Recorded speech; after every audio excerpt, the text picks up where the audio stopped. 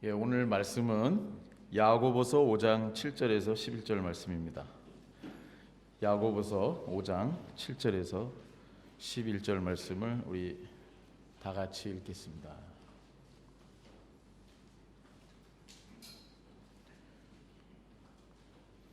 (7절입니다) 시작.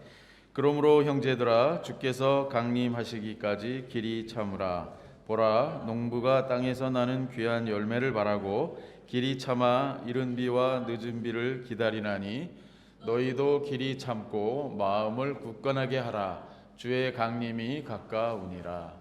형제들아, 서로 원망하지 말라. 그리하여야 심판을 면하리라. 보라, 심판주가 문 밖에 서 계시니라. 형제들아, 주의 이름으로 말한 선지자들을 고난과 오래 참음의 본으로 삼으라. 보라, 인내하는 자를 우리가 복되다 하나니, 너희가 욥의 인내를 들었고 주께서 주신 결말을 보았거니와 주는 가장 자비하시고 긍휼히 여기시는 이시니라. 아멘. 오늘은 급하면 망한다 라는 제목으로 말씀드리겠습니다. 제목을 잘 정해야 되겠더라고요. 제목이 평범하니까 사람들이 관심을 안 갖는 것 같아요.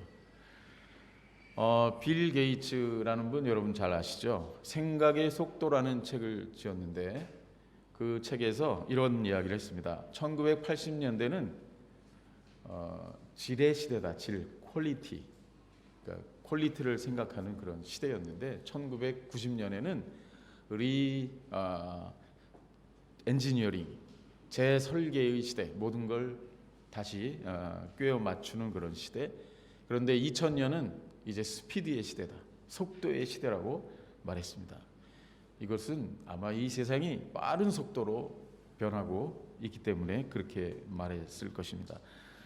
이런 속도의 시대에는 한국 사람들이 성공하기가 유리하다고 말하는 사람들이 있습니다. 왜냐하면 한국 사람들이 다른 나라 사람들보다 급한 경향이 있기 때문에 그렇습니다. 아마 우리 모두 공감할 것 같아요. 사람에 따라서는 신중하고 느긋한 분들도 계시지만 대부분 한국 분들은 좀 급한 습성이 있는 것 같습니다. 그 예를 제가 몇 개 들어보겠습니다.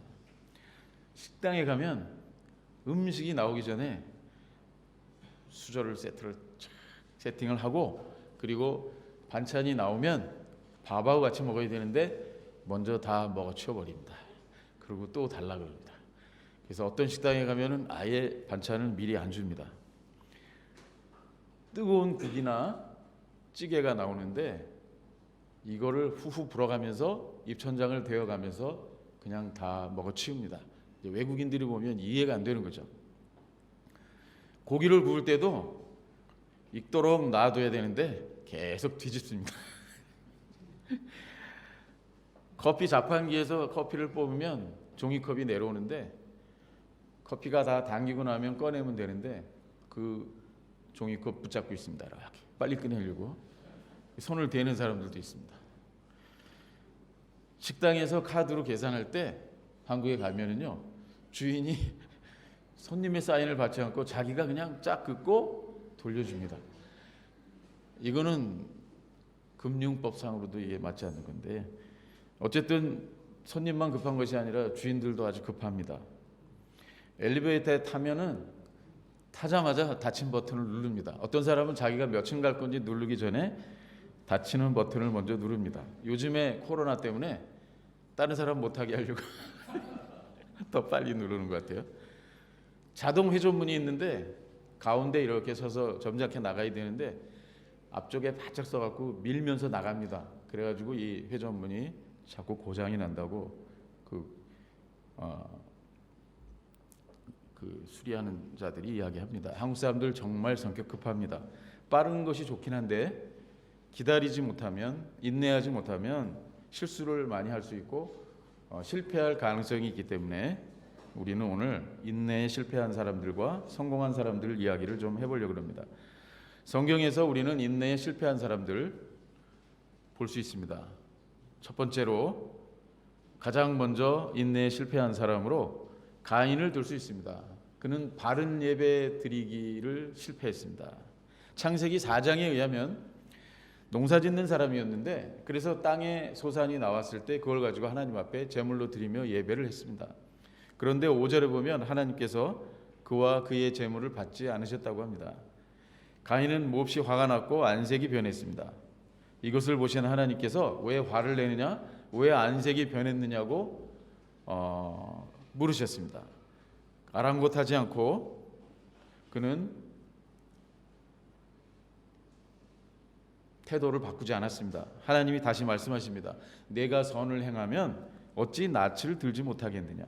선을 행하지 않으면 죄가 문 앞에 엎드려 있느니라. 이렇게 타이르셨습니다. 그러나 그는 결국 분을 이기지 못해서 아우 에벨을 죽이고 말았습니다. 한 번 실패했을 때, 한 번 예배에 실패했을 때 자기를 성찰했어야 하는 거죠. 왜 하나님께서 나의 제물을 받지 않으셨을까? 왜 내 인생에, 내 삶의 여정에 어떤 문제가 있어서 하나님이 내 예배를 거부하셨을까? 고민해 봐야 되는 거죠. 그는 그런 인내 없이 분을 참지 못했고 그 원인이 동생 때문이라고 생각했습니다. 동생의 제사는 하나님 받으셨는데 자기 제사를 받지 않으시니까 동생을 시기해서 동생 아벨을 죽였던 것입니다.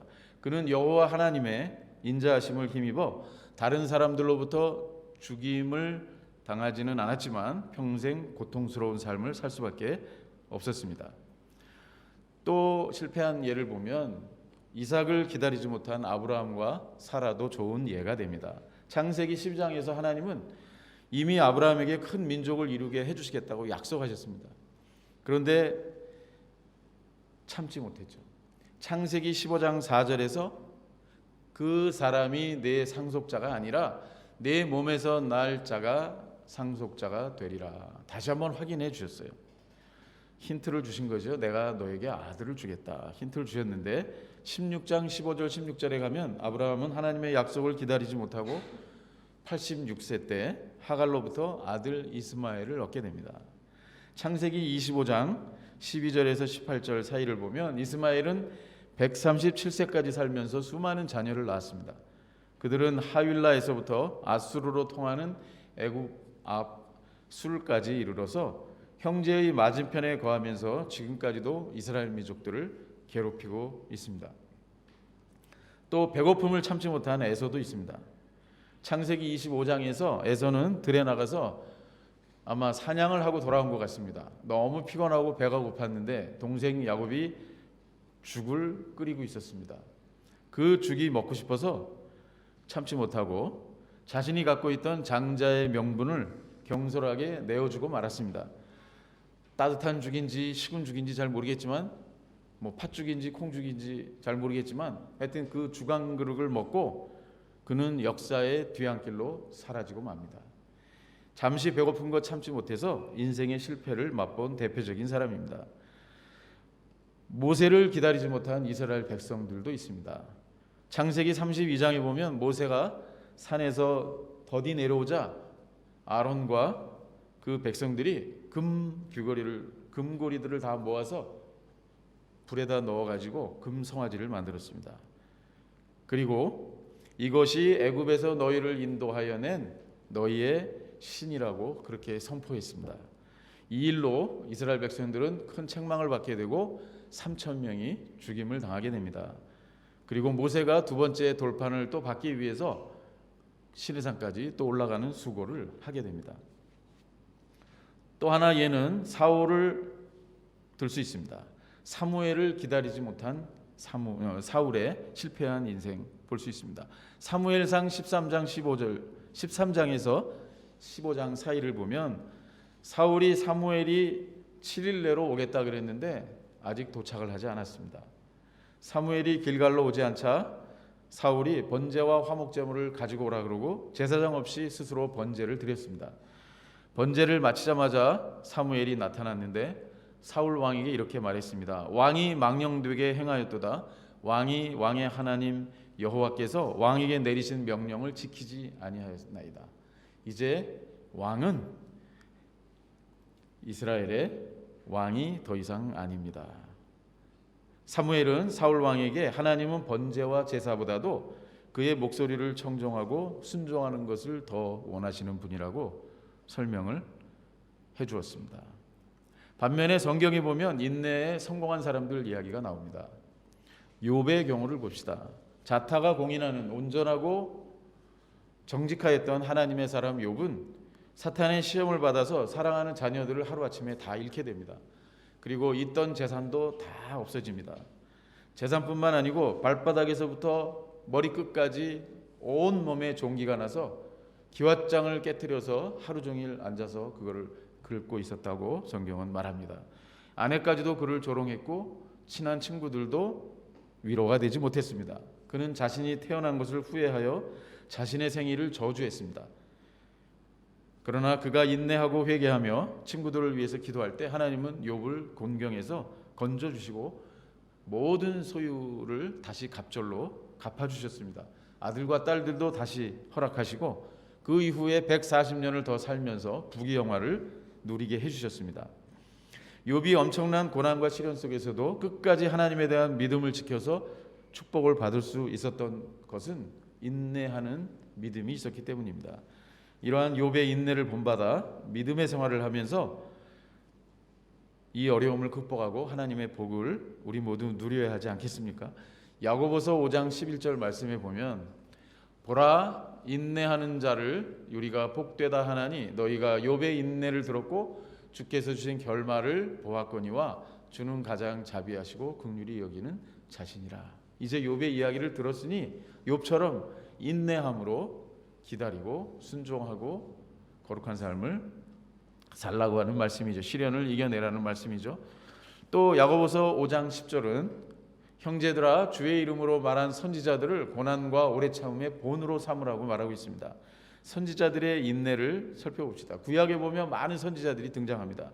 그들은 모두 자신의 연약함에도 불구하고 하나님의 말씀에 사로잡혀서 수년에서 수십 년 동안 모진 박해와 조롱과 고문 속에서도 하나님의 말씀을 대변하였던 하나님의 종들이었습니다.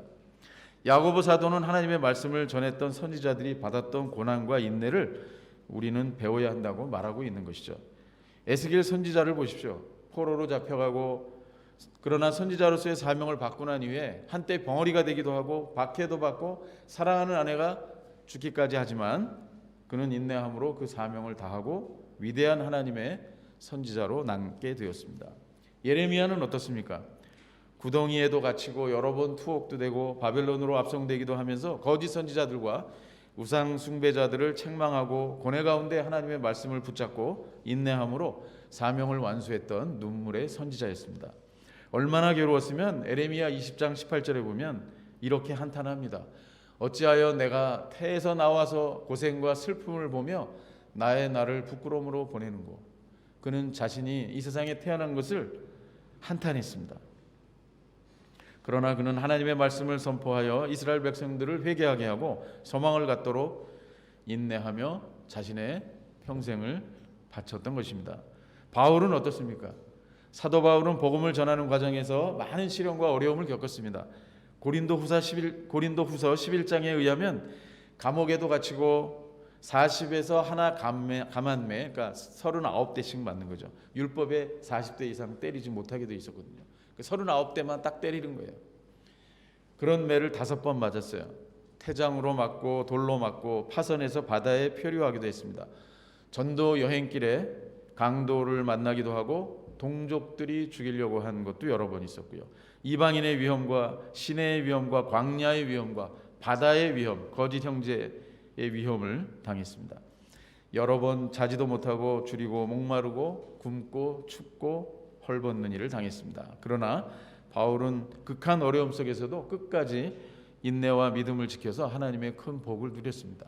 그리고 많은 신약 성경을 기록할 수 있게 되었죠. 사도 바울이 환난과 시련을 이겨내고 끝까지 믿음을 지킬 수 있었던 것은 인내하는 믿음 때문이었습니다.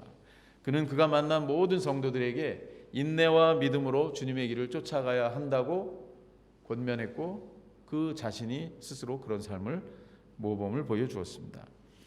잠시 예수님의 인내에 대해서 생각해 보겠습니다. 예수님은 하나님의 때를 기다리는 인내가 있었습니다. 30년 동안 한결같이 아버지 요셉의 아마 그 목공소에서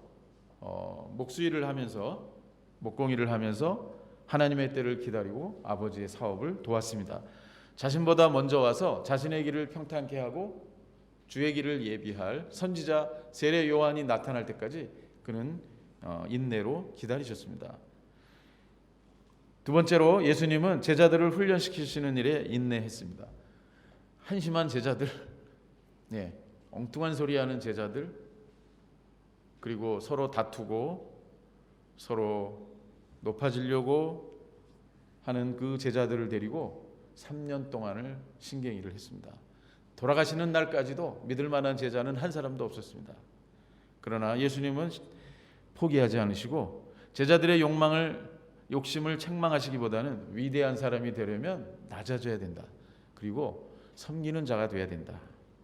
위대한 하나님의 일을 하려면 다른 사람들을 이해해야 되고 자신을 낮추는 자가 되어야 한다고 가르치셨습니다. 친히 허리에 수건을 동이시고 제자들의 발을 한 사람씩 씻겨주셨습니다. 부활하신 후에는 자신의 부활을 믿지 못하는 제자들을 직접 찾아오셔서 자세하게 설명해 주시고 손의 못자국을 보여주셨습니다. 낙심해서 엠마오로 돌아가는 두 제자들의 그 먼 길을 동행하시면서 그들의 눈을 밝게 하셔서 예루살렘으로 다시 돌아오게 만들어 주십니다. 제자들을 사명을 감당하는 일꾼으로 세우기 위해서 예수님은 인내를 가지고 그들을 가르치고 그들을 위해서 기도하셨던 것이죠. 예수님은 자신의 대적자들을 대해서도 인내하셨습니다. 복음을 전하실 때, 그리고 율법을 다시 재해석해서 유대인들에게 가르치실 때 많은 사람들이 예수님을 조롱했습니다. 비방했고 돌로 치려 했습니다. 언덕에서 밀어서 죽이려고도 했습니다. 그러나 예수님은 참으셨습니다. 피하셨습니다. 배신한 유다가 악한 무리들과 함께 자신을 잡으러 왔을 때 그때도 예수님은 인내하셨습니다. 베드로가 화가 나서 대제사장의 종 말고의 귀를 칼로 잘라버렸습니다. 그때 예수님은 검을 쓰는 사람은 검으로 망한다고 하시면서 그의 귀를 만져 다시 낫게 하셨습니다. 빌라도의 법정에서도 많은 무리들이 그를 비방하고 거짓 증인을 세우며 그를 십자가에 못 박으라고 외칠 때 예수님은 침묵하시고 인내하셨습니다. 조롱하는 자, 멸시하는 자, 침뱉는 자, 채찍으로 때리는 자, 가시면류관을 씌우는 자, 자신의 옷을 제비 뽑아서 나누어 갖는 자들 앞에서도 예수님은 인내하셨습니다. 또 예수님은 십자가 위에서도 인내하셨습니다. 만약 예수님께서 십자가 위에서 인내하지 못하시고 도저히 못 참겠다, 그리고 이 괘씸한 놈들 내가 당장 내려가서 박살을 내버리겠다, 이렇게 하고 만약에 십자가에서 뛰어내려오셨으면 우리의 구원은 물거품이 되었을 것입니다. 십자가 위에서 인내하심으로 찔리시고 상하시고 우리의 죄악이 용서받기까지, 우리가 평안을 누리기까지 그가 고통을 받으셨기에 우리가 나음을 입게 된 것입니다. 그렇다면 우리는 언제 인내해야 합니까? 첫째, 죄를 대적할 때 인내해야 됩니다. 이 죄란 놈은 아주 고약해서 끝까지 쫓아옵니다. 그리고 하나의 죄를 이렇게 물리치면, 유혹을 물리치면 또 다른 모양으로 다른 모습으로 우리를 유혹합니다. 그래서 쉴 새 없이 기도해야 하고 쉴 새 없이 하나님의 말씀을 붙잡아야 합니다. 요한계시록 2장 2절 3절을 한번 읽어봅시다. 내가 내 행위와 수고와 내 인내를 알고 또 악한 자들을 용납하지 아니한 것과 자칭 사도라 하되 아닌 자들을 시험하여 그의 거짓된 것을 내가 드러낸 것과 또 내가 참고 내 이름을 위하여 견디고 게으르지 아니한 것을 내가 아노라. 악한 자들과 그리고 거짓된 것을 그들이 드러낼 때 우리는 견뎌야 하고 인내해야 하고 그리고 이겨야 한다고 말씀하고 있습니다. 죄는 끊임없이 우리를 대적합니다. 온갖 방법으로 유혹합니다. 그래서 우리는 이겨야 합니다. 죄에게 지지 말아야 합니다. 한번 죄에게 넘어졌다고 해도 포기하지 말고 다시 일어나야 됩니다. 그래서 우리는 예수님이 필요합니다. 죄 없이 사는 인생은 한 사람도 없습니다. 예수님 외에는 모두가 죄인입니다. 선으로 우리는 악을 이겨야 하고 우리의 힘으로 할 수 없기 때문에 성령님의 능력을 힘입어야 하는 것이죠. 그래서 우리는 인내가 필요합니다. 또 말씀을 전파할 때 우리는 인내해야 합니다. 지난번에 우리 전도합시다 해가지고 우리 주변에 계신 분들 이름도 적어놓고 선물도 갖다 주고 모여서 기도하고 뭐 전략도 짜고 이렇게 해서 아마 복음도 전하고 이웃을 초청했던 그런 일을 한 적이 있습니다. 디모데후서 4장 2절에 보면 너는 말씀을 전파하라. 때를 얻든지 못 얻든지 항상 힘쓰라. 범사의 오래 참음과 가르침으로 경책하며 경계하며 권하라. 말씀을 우리는 전파해야 합니다. 그리고 복음을 증거하는 증인이 되어야 합니다. 그런데 그럴 때 오래 참으며 권면해야 한다고 말합니다. 말씀을 전하고 가르칠 때 사탄은 가장 긴장합니다. 그래서 방해합니다. 듣는 자들의 귀를 막고 혼란하게 합니다. 그리고 복음이 고리타분한 것, 그리고 아주 가치 없는 것. 이 시대, 지금의 시대, 옛날에는 가치가 있었지만 지금 시대에는 가치가 없는 것으로 여기도록 공격합니다. 전하는 자를 오해하게도 만들고 창피를 당하게도 합니다. 그러나 우리는 인내함으로 전해야 하고 가르쳐야 하는 것이죠. 교회를 섬길 때 또 우리는 인내해야 합니다. 고린도후서 12장 12절입니다. 사도의 표가 된 것은 내가 너희 가운데서 모든 참음과 표적과 기사와 능력을 행한 것이라. 바울이 내가 사도가 된 증거는 내가 너희 가운데서 오래 참고 표적을 행하고 기사를 행하고 능력을 행한 것 아니겠냐. 근데 그 중에 가장 먼저 오래 참음, 인내하는 것이 사도의 덕목이라고 이야기하고 있습니다. 바울이 자신이 사도가 된 비결 중에 가장 중요한 것을 인내로 꼽고 있는 것이죠. 표적과 기사와 능력을 행한 것보다 내가 인내한 것을 더 소중하게 여긴다는 말입니다. 그만큼 인내는 힘들고 어려운 것입니다. 바울이 얼마나 힘들었겠습니까? 그렇지 않습니까?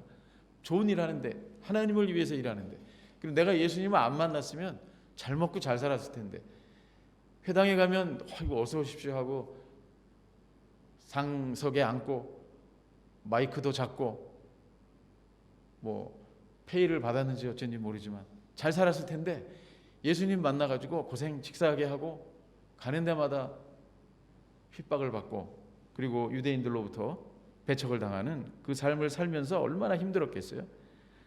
바울이 여러 교회들을 다니면서 또 새 신자들 보면서 교회 안과 밖에서 얼마나 볼 꼴 못 볼 꼴을 많이 봤겠습니까? 그러니 그렇게 바쁘게 여러 서신서를 써서 보내지 않았습니까? 자신이 그들 가운데에서 모든 참음으로 행했다고 고백하고 있습니다. 지도자의 덕목 가운데 가장 중요한 것은 인내입니다. 인내하면 그리고 기도하면 이루어집니다. 제가 캄보디아에 온 지가 25년이 됐는데 인내해야 돼요. 인내하면 일이 이루어집니다. 그리고 떠났던 사람들 돌아옵니다. 그리고 이전에 잘 이해하지 못했던 사람들 이제 이해가 된다고 그렇게 말하는 것을 들을 수가 있습니다. 인내하고 기도하면 그들의 마음의 문이 열립니다. 오해도 다 풀리게 됩니다. 한 친구는 18년 만에 제가 만났는데요. 초기에 오자마자 저하고 같이 저 스텝으로 깜보스 타고 닭개우줄을 누비면서 복음을 전했던 그 교회를 개척했던 친구인데 18년 만에 만났습니다. 그 친구가 그런 얘기를 해요. 록구루가 이전에 이야기하던 것 정말 이해 못했습니다. 뭔 말 하는지 몰랐습니다. 뭐 전략이 어쩌고 캄보디아 복음화가 어쩌고 처치 플랜팅이 어쩌고 뭐 이렇게 무지하게 많은 얘기를 자기 했는데 전혀 이해하지 못했습니다. 이제 조금 이해가 되는 것 같습니다. 자기는 지금 비즈니스를 하니까 비즈니스를 통해서 하나님 앞에 영광을 돌리도록 하겠습니다. 자기 두 딸이 있는데 딸들의 신앙 성장을 위해서 좀 도와주시면 좋겠습니다. 그런 이야기를 들었습니다. 지난번에 여러분들 호박죽 드셨죠? 그 친구가 보낸 호박입니다. 저 깜포스에 70헥타 농사를 지면서 땅코마켓에서 그 도매상을 하고 있는 친구인데 오래 참고 인내하고 기도하면 오해도 풀리고 이해도 되고 그리고 협력도 받을 수가 있게 되는 거죠. 또 우리는 환난의 때에 인내해야 합니다. 누가복음 21장 16절에서 19절에 보면 심지어 부모와 형제와 친척과 벗이 너희를 넘겨주고 너희 종의 멱을 죽이게 하겠고 또 너희가 내 이름으로 말미암아 모든 사람에게 위임을 받을 것이나 너희 머리털 하나도 상하지 아니하리라. 너희의 인내로 너희 영혼을 얻으리라. 누가복음 말씀이고 예수님의 말씀인데요. 환난의 때에 인내해야 될 것을 말씀하고 있습니다. 머지않은 장래에 환난이 닥칠 수 있습니다. 이 환난은 우리의 실수나 잘못으로 인한 것이 아닙니다. 예수님이 재림하시기 전에 이 세상은 기근과 질병과 전쟁과 배교와 환란이 일어난다고 하셨습니다. 이것을 잘 견디지 못하면 평생 신앙생활 아무리 잘한 것 다 물거품이 되고 맙니다. 세상이 예수님을 미워하고 예수님 믿는 자들을 핍박하고 교회를 우습게 여기고 조롱할 때가 오더라도 어쩌면 벌써 왔는지도 모르겠어요. 우리는 인내로 믿음을 지키며 주님을 만날 수 있도록 깨어 기도해야 합니다. 그때가 되면 예수님께서 재림하시기 때문입니다. 야고보서 5장 오늘 읽은 말씀입니다. 7절 8절 다시 한번 읽어봅시다. 그러므로 형제들아 주께서 강림하시기까지 길이 참으라. 보라 농부가 땅에서 나는 귀한 열매를 바라고 길이 참아 이른 비와 늦은 비를 기다리나니 너희도 길이 참고 마음을 굳건하게 하라. 주의 강림이 가까우시니라. 아멘. 징조가 나타날수록 주의 강림이 가까울수록 우리는 더 기도해야 하고 인내해야 하고 그리고 열매를 바라며 참아야 합니다. 어떻게 인내해야 합니까? 첫 번째, 귀한 열매를 바라며 인내해야 합니다. 금방 읽었죠. 앞으로 더 큰 시련과 고난이 올 수도 있다는 것을 전제로 신앙생활을 하는 우리에게 가장 필요한 것은 인내입니다. 요즘에 신학교 가겠다고 하는 후배들을 제가 만나면 그런 얘기합니다. 꼭 가야 되겠냐? 꼭 가야 되겠냐? 막차 타는 거다. 선배 목사들이 존경과 영광 다 받았다. 이제 남은 것은 고난뿐이다. 그래도 가겠냐? 우리 지 목사님 여기 계신데 은퇴하셨는데 지 목사님이 아마 목회하실 때만 해도 괜찮으셨을 것 같아요. 예. 그렇지 않습니까? 예, 조기 은퇴하셔가지고 섭섭하실 텐데 좋았을 것 같아요. 이제 갈수록 험해집니다. 세상만 험해지는 게 아니고 교회 안의 분위기도 험해집니다. 잠언 기자가 게으른 자에게 가서 개미에게 가서 좀 그 개미의 부지런한 것 좀 배우라고 권면했던 것처럼 야고보 사도는 고난당하는 성도들에게 농부에게 가서 좀 배워라. 농부가 씨를 뿌리고 밭을 메고 그리고 싹이 나고 열매가 맺힐 때까지 인내함으로 기다리지 않느냐. 농부들이 수확을 기다리며 인내하듯이 우리들도 주님이 오시면 주실 상급을 기대하면서 인내해야 하는 것입니다. 8절 말씀 봅시다. 너희도 길이 참고 마음을 굳건하게 하라. 주의 강림이 가까우니라. 두 마음을 품는 사람은 하나님 나라에 합당치 않다고 성경은 말합니다. 우리는 우리의 마음을 지켜야 합니다. 사도 바울이 예수 그리스도의 표대를 향하여 초지일관 달려갔던 것처럼 우리의 마음을 굳건하게 하고 우리는 달려가야 합니다. 세 번째로 9절입니다. 형제들아 원망하지 말라. 그리하여야 심판을 면하리라. 보라 심판주가 문 밖에 서 계시니라. 서로 원망하지 말고 인내해야 합니다. 요즘 한국 사회는 원망으로 가득 차 있는 것 같습니다. 무엇이든지 뭐가 좀 잘못되면 다 다른 사람 탓합니다. 정치인들 탓하고 지도자들 탓하고 이웃사람 탓합니다. 수능고사 보는 친구들도 수능고사 문제 탓합니다. 선생님 탓하고요. 법을 탓하고 제도를 탓합니다. 요즘에는 교회 탓을 많이 합니다. 세상 사람들이요.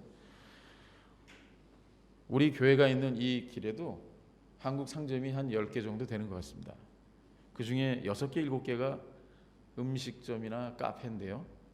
매출을 많이 올리려면 다른 데보다 커피 맛있게 하고 음식 맛있게 하고 서비스 좋게 하고 깨끗하게 하면 매출 올라가겠죠? 손님들 오겠죠? 제가 여기 빙수집이 하나 생겼더라고요. 아십니까? 이야, 이 골목길에 우리 길에 빙수집이 생겼어요. 커피도 되게 맛있습니다. 큰일 났어요. 다른 집들이 이제.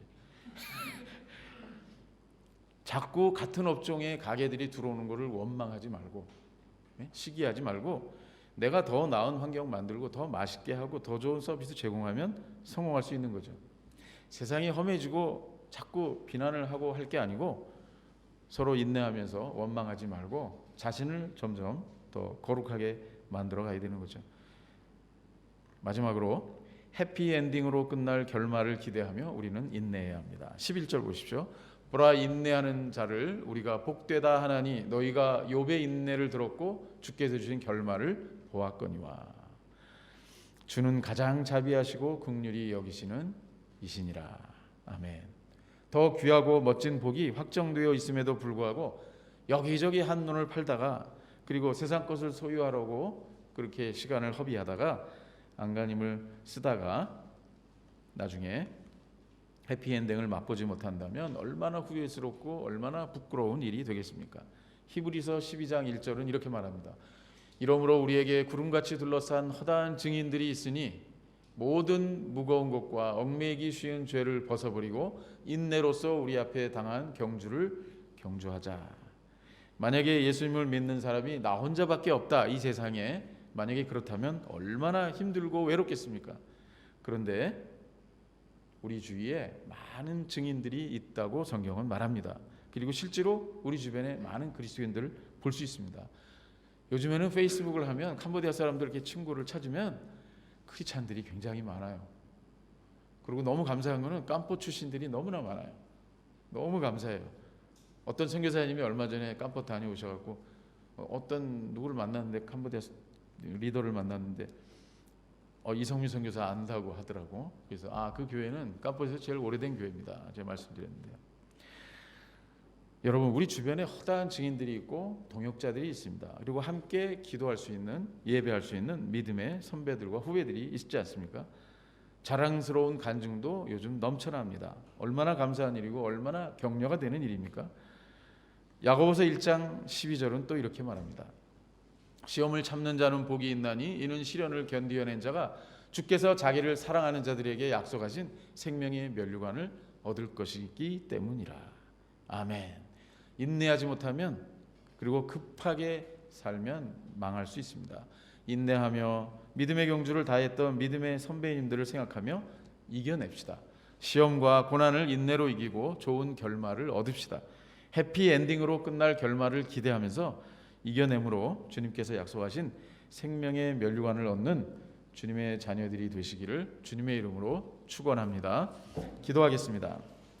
하나님 아버지, 은혜를 감사합니다. 오늘은 인생에서 인내에 실패한 사람들과 성공한 사람들을 살펴보았습니다. 우리에게 믿음의 본과 인내의 모범을 보여준 믿음의 선진들을 기억하며 본받게 하여 주시옵소서. 특별히 예수님의 모범을 배우기를 원합니다. 하나님의 때를 옳게 분별하여 기다리게 하시고 복음을 전하고 가르칠 때에도 인내하게 하여 주시옵소서. 대적자들에게도 인내하게 하시고 그들을 위해 기도하며 축복하게 하여 주옵소서. 주님의 몸된 교회 공동체를 섬길 때에도 인내하게 하시고 마음을 굳게 하고 서로 원망하지 않는 믿음의 사람, 인내하는 일꾼들이 되게 하여 주시옵소서. 감사드리오며 예수님의 이름으로 기도합니다. 아멘.